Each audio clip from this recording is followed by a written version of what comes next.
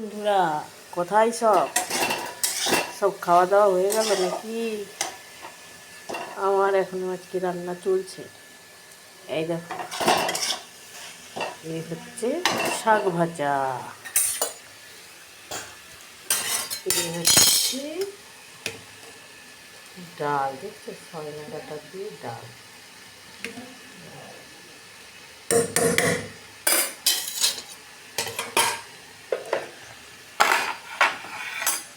এই হচ্ছে পাঁচমিশালি সবজি। এই হচ্ছে ভেন্ডি টমাটোরের তরকারি। এই হচ্ছে উচ্ছে ভাজা কালকে। এই হচ্ছে আমাদের ভাত।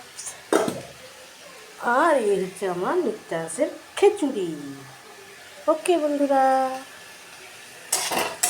দেখো শাক ভাজা হচ্ছে। কলমি শাক কে কে খেতে ভালোবাসো কমেন্ট করে বলবে।